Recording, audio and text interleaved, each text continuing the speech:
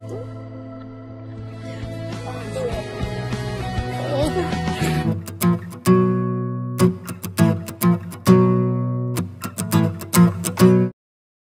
diawali dengan kita akan diperlihatkan kepada seorang suster di rumah sakit Bakti Usada, di mana pada siang harinya ambulans lagi menjemput pasien yang lagi kecelakaan. Sesampai di sana, suster dan para perawat memberikan pertolongan kepada pasien, akan tetapi pasien menolak untuk dibawa ke rumah sakit. Udah aduh. Ada korban lain? Ya.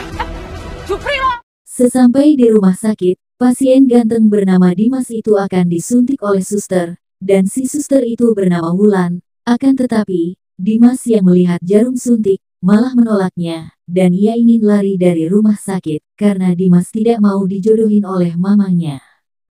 Nyokap saya nggak boleh tahu kalau saya di sini. Saya nggak mau dijodohin. Itu bukan urusan kami, Pak. Tidak lama setelah itu, Mama Dimas datang, dan sangat cemas dan khawatir melihat kondisi anaknya, dan Dimas berpura-pura lupa ingatan, dan si mama langsung konsultasi ke dokter, dan si dokter menjelaskan bahwa anaknya hanya luka serius di bagian kaki, masalah kepalanya aman-aman saja. Saya yakin, pasti cepat pulih. Si mama Dimas yang super sibuk, menitipkan Dimas kepada Wulan, karena Wulan selaku suster di rumah sakit, si mama mempercayakan keselamatan Dimas kepada Wulan. Enggak, pokoknya kamu yang harus merawat. Saya mau ke tempat anak saya dulu. Aduh. Dan kita akan dibawa kepada Dimas yang mencoba untuk kabur dari rumah sakit, dan Dimas memanggil Jupri, dan meminta Jupri untuk membawanya keluar. Di saat Jupri ingin membawa Dimas keluar, mereka bertemu dengan Wulan. Dalam perdebatan antara Wulan dan Jupri, Dimas berhasil lari, akan tetapi, Dimas malah terjatuh, karena kursi roda terlalu menyiksa dirinya.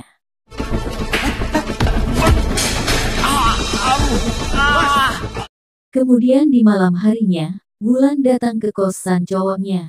Akan tetapi, cowoknya Wulan malah bersama cewek lain, dan Wulan sangat kecewa dengan cowoknya. Udah kredit motor dibayarin, kosan dibayarin, dan makan pun dibayarin. Si dia malah selingkuh sama wanita lain, dan akhirnya, Jupri datang untuk menghibur Wulan.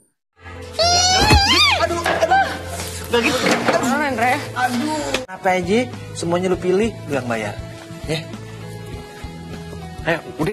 Di pagi harinya, Wulan mengantarkan Dimas ke rumah, dan Wulan ditugaskan untuk merawat Dimas di rumahnya sampai sembuh, dan Mama Dimas berharap semoga Dimas cepat pulih dan siap menikah dengan cewek yang dijodohkan mamanya itu. Gue nggak mau di sini. Kalau tadi lu nggak nolongin gue udah pasti berhasil. Kemudian Wulan memberikan sarapan bubur buat Dimas, dan Dimas tidak mau makan bubur. Tidak lama setelah itu datanglah cewek yang dijodohkan itu. Cewek itu bernama Hesti, dan Hesti menyuruh Dimas makan, dan Dimas segera makan dengan wajah yang sangat tidak nyaman. Udah. Gue bisa sendiri. Dimas menyuruh Wulan dan Hesti untuk keluar dari kamarnya. Di luar kamar, Hesti menyodorkan amplop uang buat Wulan, di mana Hesti menyuruh Wulan untuk merayu dan membujuk Dimas untuk mau menikah dengannya minggu depan. Agak berat rasanya. Udah saya coba semampu saya ya. Kemudian, Dimas menelpon Andre. Andre ini adalah mantan pacarnya Wulan. Ondeh mak, ternyata Dimas dan Andre berteman bro, dan percakapan mereka dalam telepon, mereka membahas seorang cewek ini bos. Tanyain Caca dia mau nggak nikah sama gue. Wulan baru tahu, jikalau Hesti adalah pacarnya Jupri, tapi ia masih ngebet untuk menikah sama Dimas, dan Jupri langsung memutuskan hubungan bersama Hesti. Apes bener nasib si Hesti, udah diputusin Jupri, menikah dengan Dimas pun gak jadi. Lagi, mulai sekarang pokoknya kita putus. Jupri lepas, Dimas juga nggak dapet. Dikarenakan Hesti sangat kesel sama Wulan, Hesti ngomel-ngomel sama Wulan, dan terjadilah keributan di tepi jalan, dan sampai-sampai Wulan diserempet oleh motor. Ini kan obat buat Dimas, kenapa sih jahat banget? Kemudian kita akan diperlihatkan kepada sebuah pertunangan antara Dimas dan Caca. Ternyata, Andre dan Caca juga pernah dekat, dikarenakan Dimas orang kaya tajir, siapa sih yang nggak mau? Akhirnya Caca juga masuk ke dalam kehidupannya Dimas. Sesuatu yang spesial apa sayang? Aku mau dengar kamu baca puisi.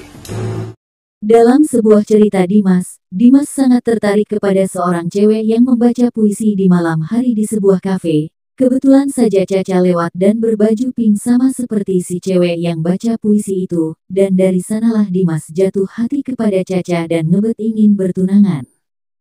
Maaf semuanya, Dimas lagi bercanda, suka seperti itu. Lebih baik kita Setelah pertunangan Dimas dan Caca selesai, Dimas baru tahu kalau cewek yang membaca puisi indah itu adalah Wulan, seorang suster yang sangat cantik. Waduh, Dimas ketipu dong. Lo itu cewek yang gue cari selama ini. Sementara itu, Dimas mengatakan kepada Wulan bahwa cewek yang dia cari itu adalah Wulan, akan tetapi Wulan tidak merespon sama sekali. Dikarenakan Dimas sudah milik si Caca, Wulan tidak mau dikep sebagai perebut tunangan orang. Aku gak mau disangka ngerebut tunangan orang demi harta. Keesokannya, Dimas ngasih tahu kepada mamanya, yang seharusnya tunangan sama Dimas itu adalah Wulan, karena cewek yang disukai di saat baca puisi itu adalah Wulan, bukan Caca. Dimas ini jatuh cinta sama cewek pakai baju pink yang baca puisi. Itu orangnya Luna. Dimas segera mencari Wulan, dan pas banget bertemu di jalan, dan Dimas mengungkapkan perasaannya kepada Wulan. Akan tetapi, Wulan menolak Dimas, karena Dimas sudah milik orang lain. Luna. Kemudian kita akan diperlihatkan kepada Hesti yang sangat brutal, di mana Hesti mencoba untuk mencelakakan Caca, dengan ngasih obat berbahaya ke dalam kopinya Caca, dan Caca langsung sesak nafas dan kerongkongan radang. Untung saja ada Jupri, dan Jupri langsung bawa ke rumah sakit. Sia, lo udah nolongin gue tadi. Iya, sama-sama.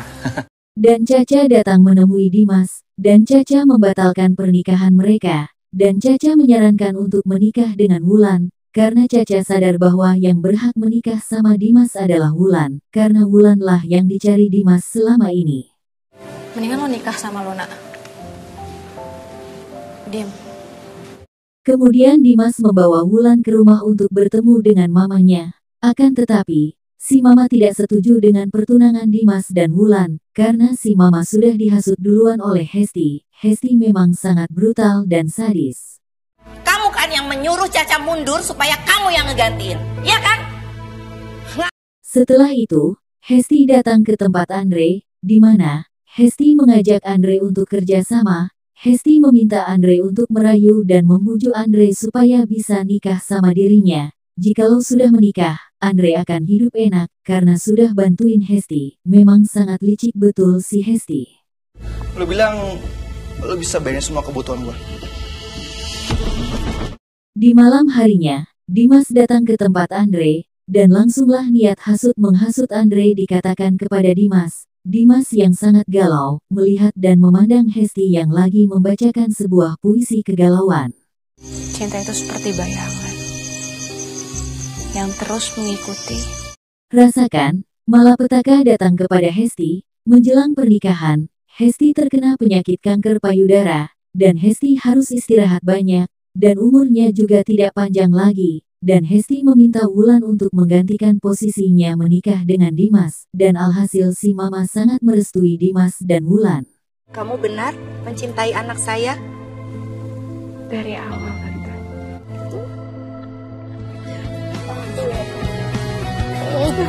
Pelajaran yang dapat kita ambil adalah sifat jahat dibalas dengan jahat. Sekuat apapun ingin menjatuhkan orang lain, pasti kita akan terkena karma dengan sendirinya.